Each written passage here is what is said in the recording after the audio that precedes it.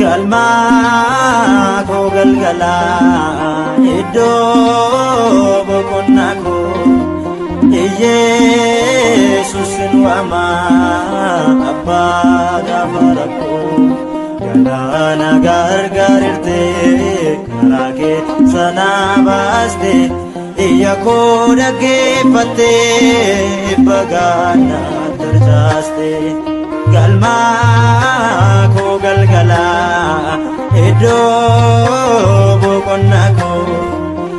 Yesusin wama abba gafarako galana gargarirte karake sana baste iyako dagefate bagana tarjaste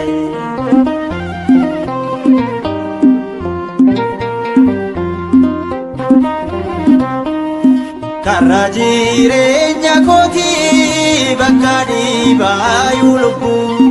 humna keetu narraa guree dangaraaf tuulla jubbuu siwa keessa abbaa koo qulqulloota faana hiriiree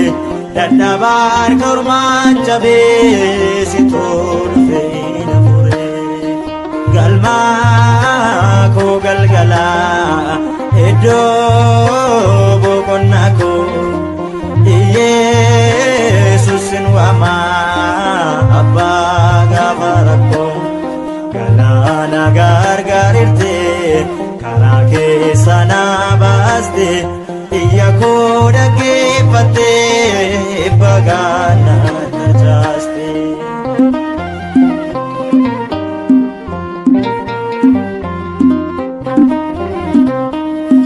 konkolaataan koosida kanan diinatti lolu maqaa kee waamu malee andeemuun naattin tolu suuraa kee uffadheen deemaa sidaan jiru mitiire bakkatii keerraa waamte situ maqaa naaf jijjiire galma koo galgala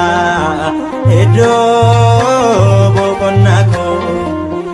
Yesusin wama abba gafarako galana gargarirte karake sana baste iyako dagefate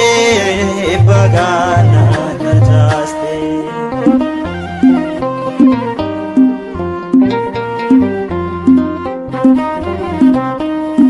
dulana rati kee walga'ii warra gantuu eenyuunatti cufaree karraati naaf bantuu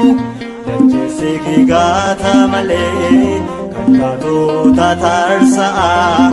ati jennaan Yesuus ani galma koongaa galma koo galgala iddo boqonna ko Yesusin wama abba gafarako galana gargarirte karake sana baste iyako dagefate bagana tarjaste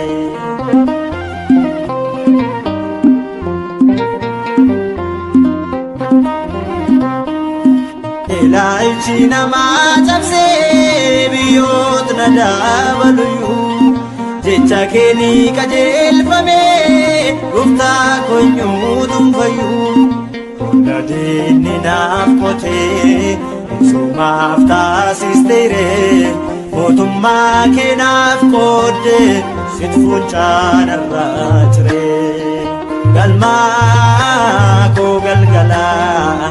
iddoo tasgabbii koo Yesuusin waamaa abbaa gaafa rakkoo karaa na gargaarirte karaa keessa na baaste iyya koo dhaggeeffatte bagaan na galchaaste galmaa koo galgalaa iddoo boqonnaa koo Yesuusin waamaa abbaa gaafa rakkoo karaa na gargaarirte karaa keessa na baaste iyya koo dhaggeeffatte bagaan na galchaaste